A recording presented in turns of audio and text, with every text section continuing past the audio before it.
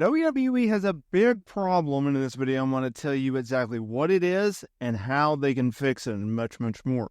So WWE is coming out of WrestleMania. WrestleMania season kicking off in January with the Royal Rumble all the way through April with WrestleMania 40. It was such a fun time to be a pro wrestling fan. There was so many changes, there were so many pivots, and there were so many moments. Starting at the Royal Rumble, seeing Jade Cargill make her big debut, seeing the evolution of the Bloodline storyline, seeing Bayley win the Royal Rumble match for the women, and seeing Cody Rhodes outlast CM Punk. CM Punk, who worked his first WWE televised event in over a decade, them two battling it out in the men's Royal Rumble match to determine who would challenge for their respected championships at WrestleMania 40. Would it be CM Punk going after Seth Rollins' World Heavyweight title, or would it be Cody Rhodes trying to finish his story by challenging Roman Reigns for the second straight year at WrestleMania for the undisputed WWE Championship? Well, obviously, it was Cody Rhodes, right? Punk went down with the torn biceps, and it was all heck broke loose going forward, right? We had The Rock return. He was going to take Cody Rhodes' place. Obviously, that didn't happen. Instead, he turned heel, he aligned with Roman Reigns, and we got what we got at WrestleMania. It was such a fun time, right?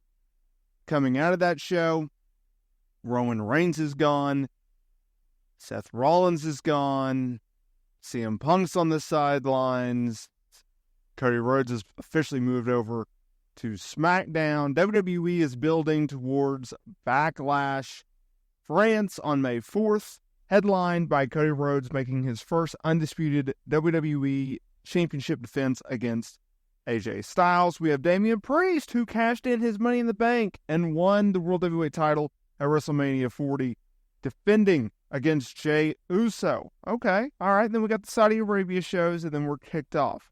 Now, every year, and it's no secret that WWE, well, we have a lull period coming out of Mania, right? You peak, boom, you peaked, and then after the post-WrestleMania editions of WrestleMania for Raw and SmackDown, well, we determine what is next, as I just laid out.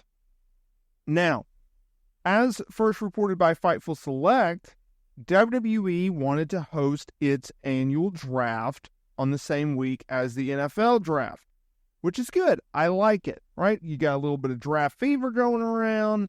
Everybody's excited for the NFL draft. Let's hold a WWE draft. I like it. I love it. Let's do it. However, as many people have pointed out, and this is today's topic, this year's draft was lame. It was lame. It was predictable. And not everything in pro wrestling has to be chaotic and just throwing stuff against the wind and seeing what sticks. You can have simple and very predictable booking if it makes sense and if you have a good story to go along with it. This year's draft sucked, and I'll tell you why. Because you had no big movements, the rosters really didn't change that much.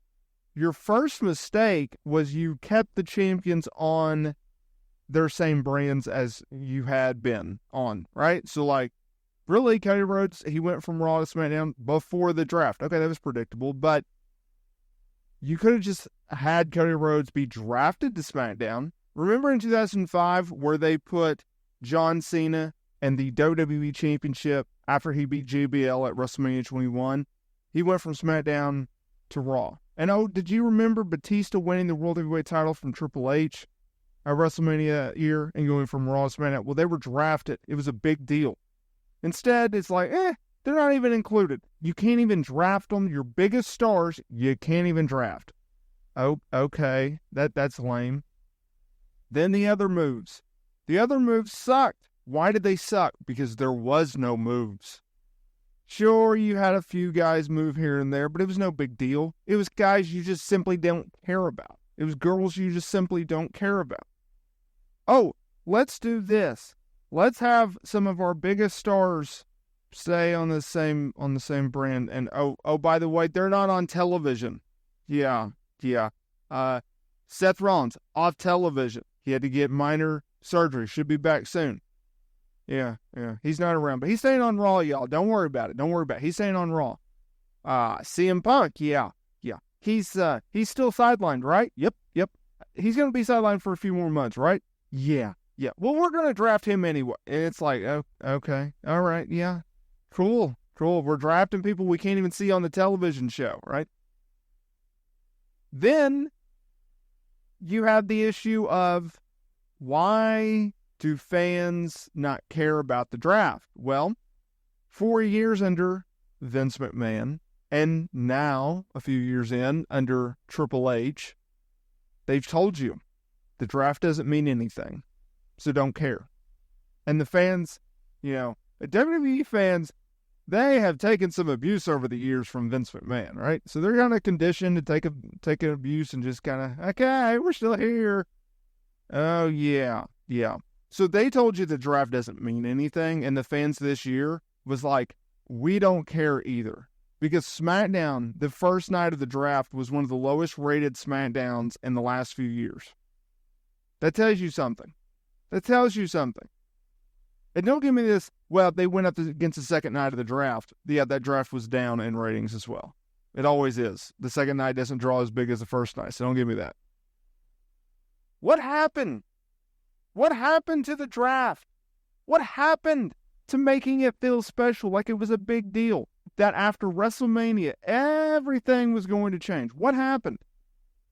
Well, I think it came down to the fans know they don't take the draft seriously.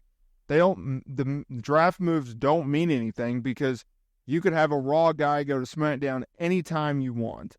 There's no trades, right? There's no, look at Braun Breaker, for God's sakes. He was convinced by from Nick Aldis to go to SmackDown, to sign with SmackDown before WrestleMania. They called him up to the main roster. They had him appear on SmackDown, right? And then he finally officially signed with SmackDown. And then he was just drafted to Raw. There's not a non-compete. There's not a non-draft clause in the contract. Is Nick Aldis that just bad at his job that he doesn't put that in the contract? You look at Jade Cargill, right? She was getting bidded on by Adam Pearce and Nick Aldis. All right, does she stay on Raw? Does she go to SmackDown? What's she doing? Oh, okay, she's going to be SmackDown. And so, if you are Nick Aldis, you had to draft Jade Cargill after you signed her just a few weeks ago. Like, these little things, they seem ridiculous. But when we're booking and when we're trying to make believe and we're trying to forget about our problems and we're trying to buy into these storylines, it's no different from your favorite character in a movie or a TV show not making any sense, right? Great movies, great TV shows, what do they have in common? They all make sense.